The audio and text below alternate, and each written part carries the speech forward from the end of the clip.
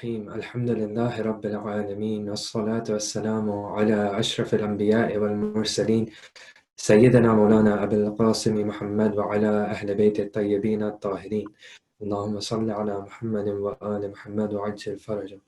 First and foremost, we'd like to take this opportunity to thank Allah for allowing us to gather in such a beautiful gathering. Unfortunately, we can't be with each other physically, but this is the next best alternative at the moment.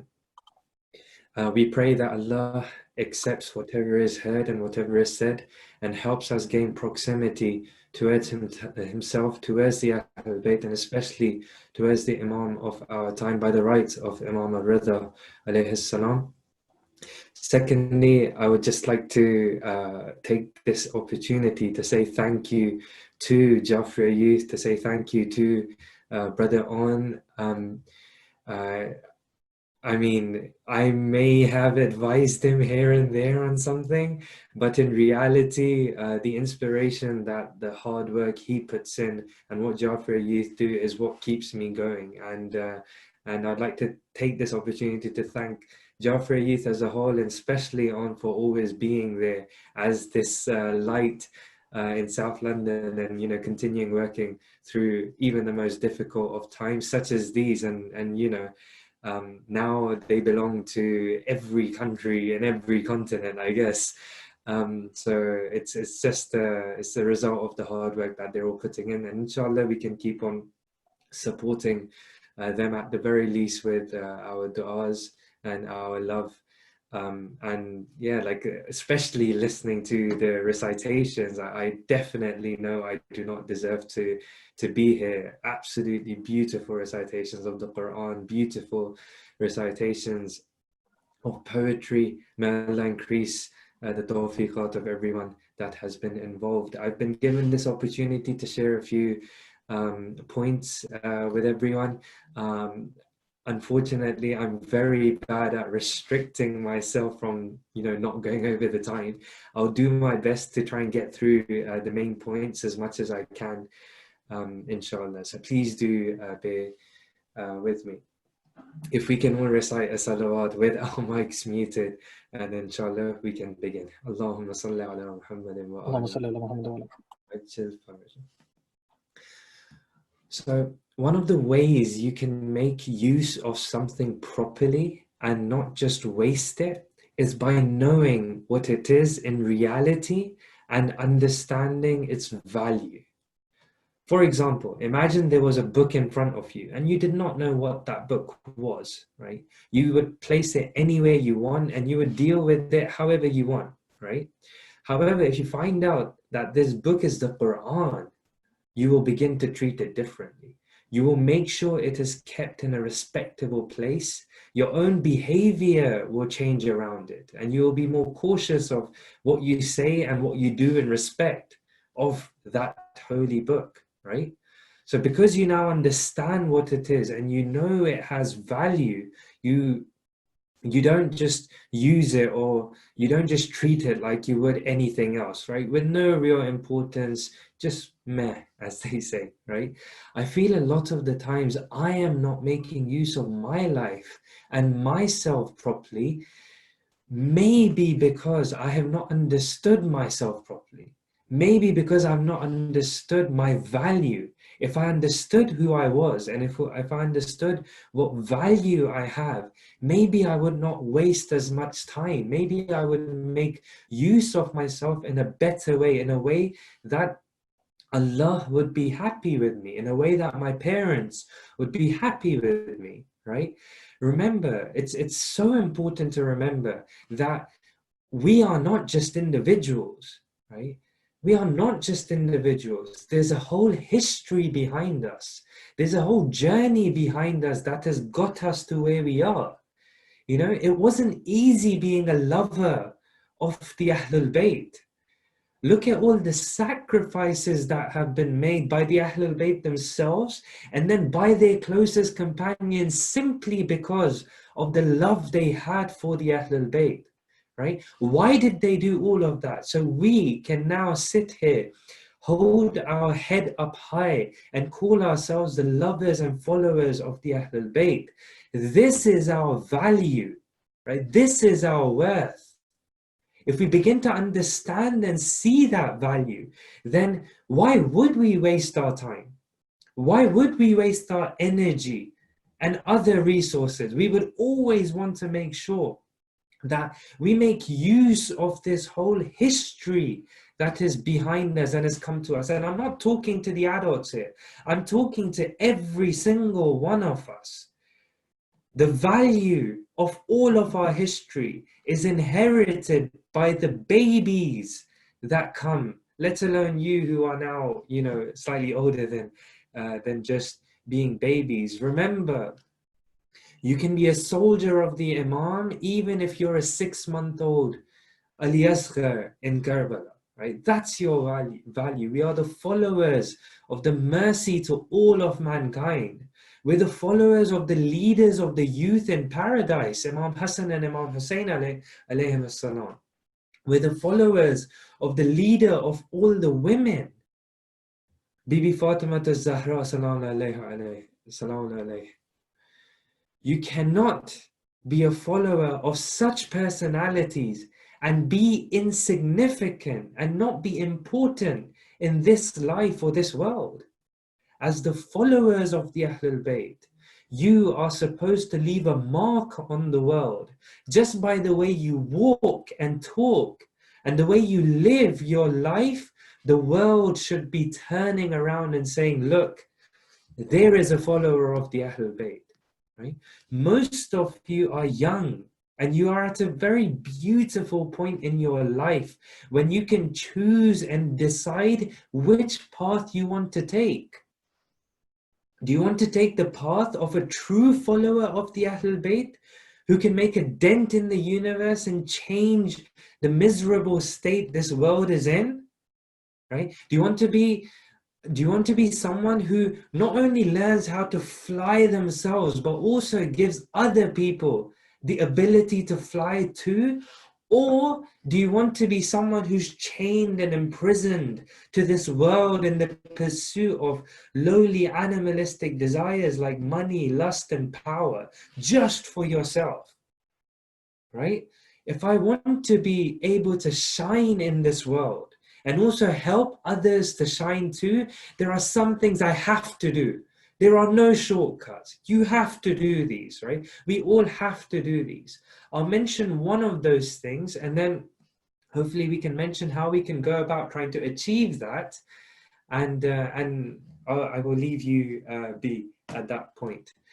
At the time of our holy messenger, our final messenger, the Roman Empire at that time was huge, right? They had a lot of power, especially compared to the newfound Islamic government of Rasulullah, right? The Romans mobilized their armies to attack the Islamic lands. The Muslims, in response to that, carried out what is considered to be one of the most difficult and largest logistical movements that they had carried out so far in their history. It was crazy difficult.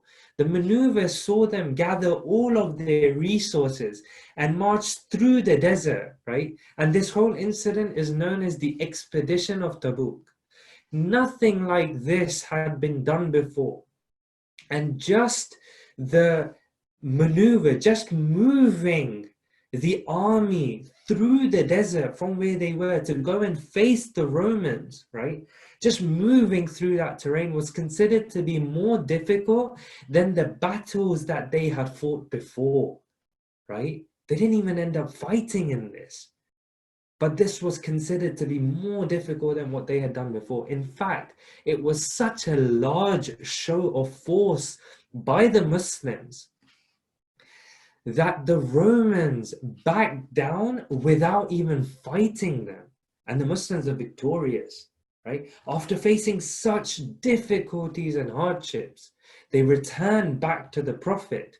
And they were expecting the Prophet to say, you did something which is like the most difficult thing. You haven't had to face anything like this until now. Well done, congratulations, go take some rest, right? Instead, what did the Prophet say to them? The Prophet said, tidings, blessed are those who have performed the minor jihad and have yet to perform the major one. So the Prophet said, congratulations on this minor struggle, right? And now you have to face the greater struggle. So all the Muslims that heard this, they were scared. They're like, hang on a second, if that was the minor struggle, what is the major struggle going to be?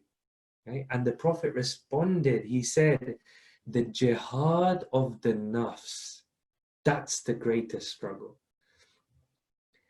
Brothers and sisters, if we want to be among those who leave a mark in this universe, if we want to be among those who can be called the true companions of the Ahlul Bayt, of Rasulullah, we have to understand that we need to struggle.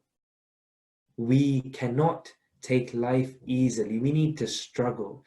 And more so, the struggle has to be in the control of ourselves. The nafs is inside of us, right? Your nafs is that voice which tells you to do stuff beyond what is allowed or what is needed for you, right? Your nafs tells you, eat a bit more than you need. Your stomach is full, but your nafs will be like, no, eat a bit more, right? Take a bit more than you need, right? You've taken enough, right? You've earned enough money, right? But your nafs will be like, no, take a bit more. No, don't give it to anyone else. No, don't help others, right? Unfortunately, we let our nafs control us. The Prophet said the greatest struggle is you controlling your nafs, right? Allah tells us to wake up in the morning to pray. Your nafs tells you, no, let's have a bit more sleep. Your nafs is always looking for that comfortable way out. Your greed and your desire can take charge and begin controlling you, right? You will lose control of yourself. Your nafs will control you. Everything will be about how can I get more. You become a prisoner to your greed. You become a prisoner to your desire if you do not fight your nafs, if you do not struggle against your nafs. One thing you have to do if you want to be free from the chains of this world is to take control of yourself. You have to tell your nafs, it cannot control you. It's a fight, right? It's a fight when it tells you to take a bit more, when it tells you to sleep a bit more, right? It's a fight for you to say, no, I'm not going to do this. Not only am I not going to take more, I'm going to give from what I have. That's going against your nafs. That's fighting against your nafs. Not only are you going to say, forget sleeping more tomorrow, I'm going to try and sleep a bit less so I can spend more time awake in the service of Allah, in the service of my parents, in the service of everyone else. That is going against your nafs. You have to break the chains your nafs uses to control you and place the nafs under your control and under the control of, the divine objectives and goals, right? When it comes to struggling against your nafs, right? When it comes to this jihad against your nafs, Imam Khomeini has a beautiful book by the name of 40 Ahadith, right? So he goes through 40 really interesting narrations. Now, in the chapter on fighting against your nafs, the struggle against this voice that's inside of you, he says, the first step is contemplation. You need to give yourself some time to just think. Think about who you are. Think about what your value is. Think about the world that's around you. Think about the afterlife. Kind of what we've done so far, like in the introduction, what were we doing? We were trying to think about what our value is.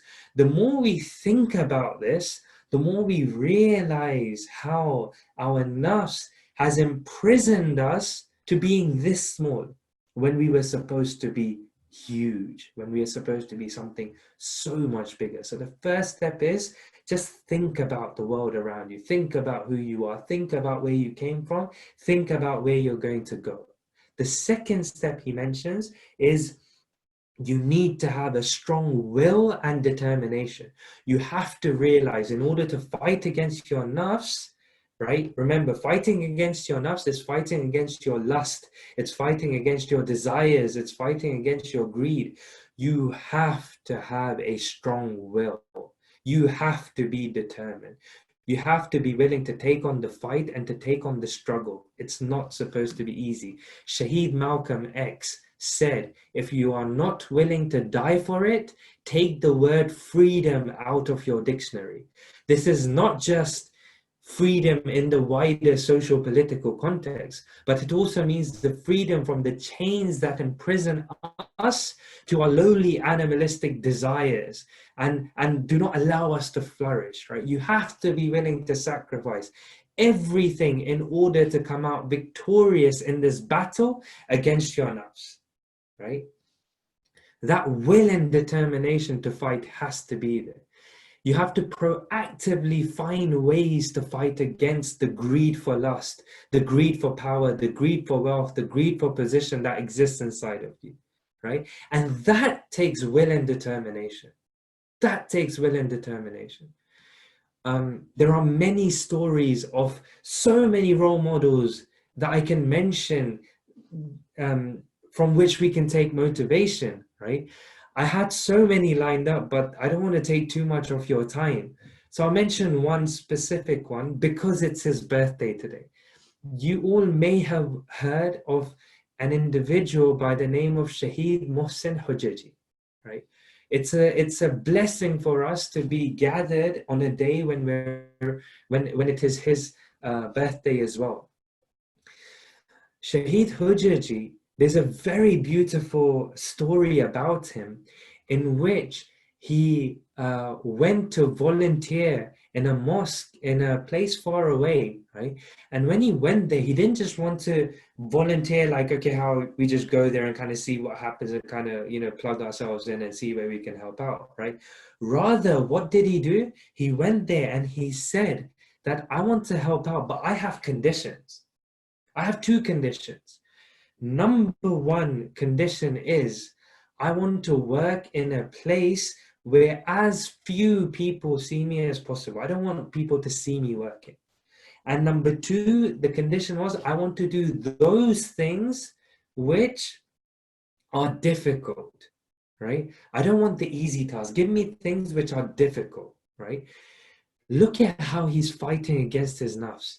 He's actively trying to say to his nafs, look, I don't want to do work in front of people. Why? Because that would be showing off, right? You see how he's actively saying to his nafs that, no, I'm not going to let you take pleasure out of people saying, oh, look, mashallah, he's doing so much work, right? And the other thing that he's doing is he's saying that give me difficult things, right? So he's saying to his nafs, I know you like comfort, so I'm going to go against it. I'm going to go against that comfort and I'm going to try and do something which is outside of me being comfortable, right? Why? Because again, he's stamping down on his nafs and he's saying to his nafs, you're not in control, I'm in control. Imagine all of you, every single one of you in your lives right now, right? Right now, from this age, you start testing yourself, you start challenging yourself. You say to yourself, do you know what? I really want that chocolate.